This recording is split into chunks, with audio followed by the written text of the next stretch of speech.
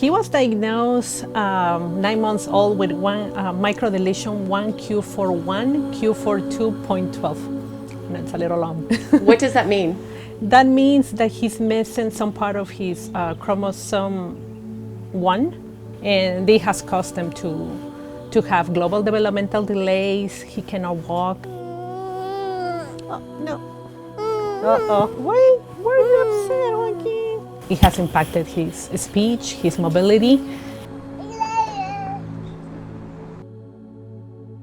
Rosie has an ultra-rare genetic disorder called HNRNPH2. It is a complex sort of neurodevelopmental disorder that affects all aspects of her development. He was diagnosed with cerebral palsy at just like 4 days old. He is not walking. JT does not walk, and he has a lot of tightness throughout all 4 limbs. That's the quadriplegia part. It just makes it really difficult for him with his coordination, fine motor, gross motor. Typically, children that have his diagnosis are nonverbal. JT is completely verbal, and he has a lot to say. What is it like for you to ride a horse? It is very tall feeling, I guess, if that's a word. It feels like you're not a giant, but you're really tall up. And yeah, it feels pretty cool.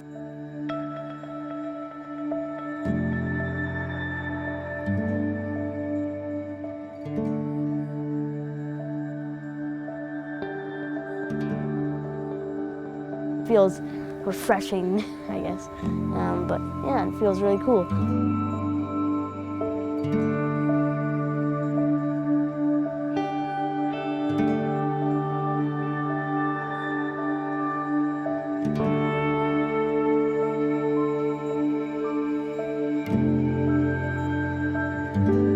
Our goal at SonRise is to help children thrive beyond the boundaries of their challenges.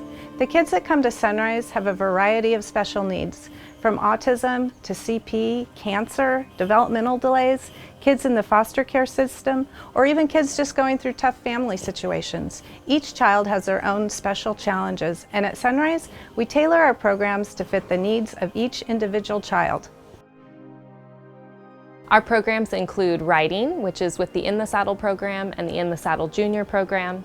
And then we also have 2 different group programs where kids work together as a team to do ranch chores, have really good positive interaction with one another as a team.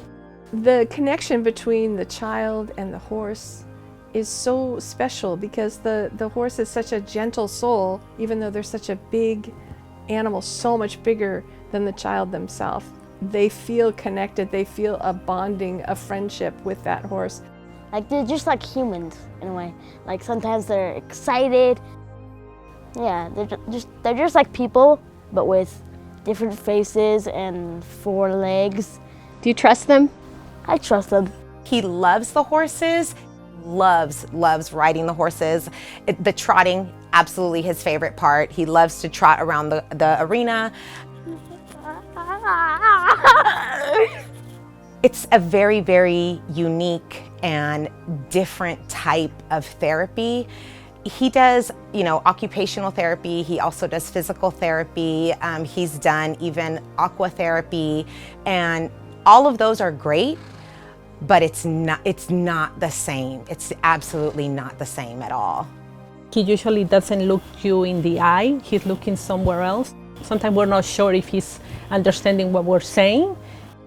It took a few sessions when we started to notice that he was actually really enjoying it because he was smiling a lot. He was gaining confidence, and also that he was enjoying the therapy, even though he was exercising, and he was enjoying it. So that was really great to see. She does not walk, so she can sit and has some use of her hands, but not super functionally. She does not talk, and a lot of kids with her disorder do not. She has cortical visual impairment, so sometimes struggles knowing where she is in space, or unfamiliar environments can make her really anxious. She really responded well to the horses when she first saw them, really sort of liked the feel and texture of their fur, and I think felt calm in their presence. Part of her disorder They tend to move kind of constantly. She's always in motion, kind of almost can't control it. She is so much calmer when she's on the horse, is using her hands more functionally, smiling, enjoying it. She seems more connected when she's around the horses.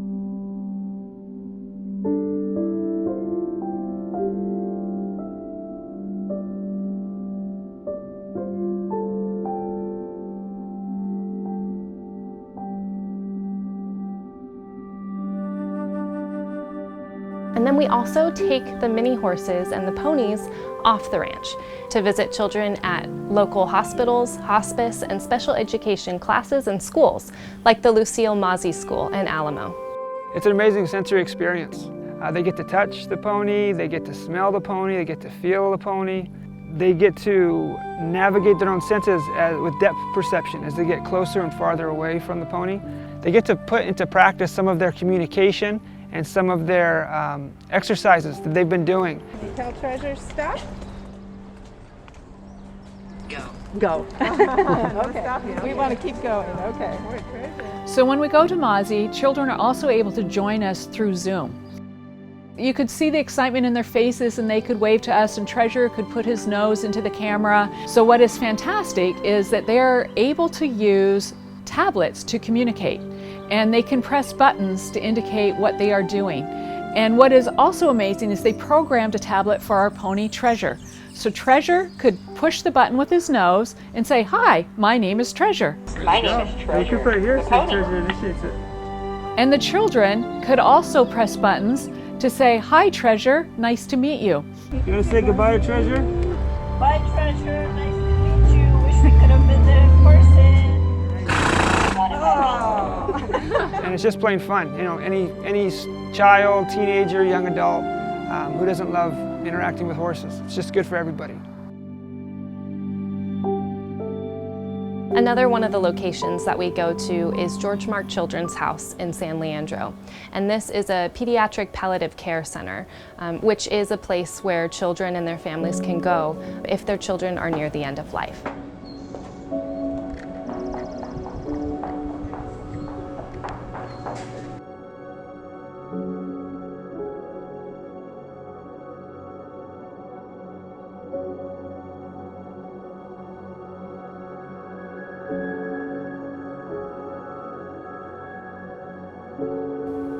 What's wonderful about seeing the ponies come into George Mark House is there's a whole different energy that those animals have. It's as if they have an understanding much deeper than we as adult human beings have of the energy that's inside of these children. We don't know how much they process, we don't know how they process, but what we see is a connection, an instant connection between these four-footed loving, caregiving creatures and these kids who are so challenged.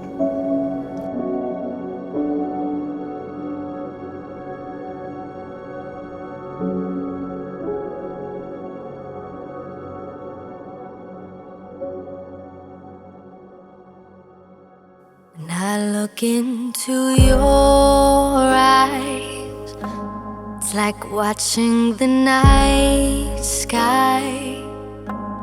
I feel sometimes like she's trapped inside this little body that is so wonderful, and I want to know what she's thinking and what she's saying and what she wants. My prayer every night is that he becomes independent, that he can communicate with us and we can understand him. My wish for JT is for him to live a happy, fulfilled life, that he's able to do all the things he wants to do in life, and we are willing to help him through all of these things. I won't give up on us, even if the skies get rough. Giving you all my love, I'm still looking up. Their diagnosis or even society has set up boundaries for them and made them possibly feel like they can't do what other people can do. And so we here at SonRise want to challenge them. We're there to step beyond that boundary with them and to help them experience just new levels of what they can do. I won't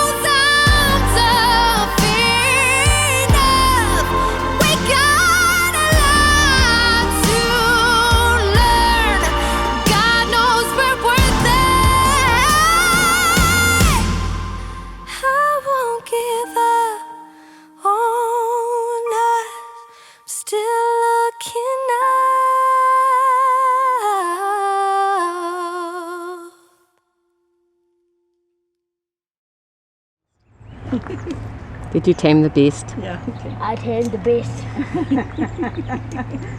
Well, thank you for the ride. Thank you for the ride, beast. I gotta say beast like that. Beast. Beast. I am the beast. Slayer.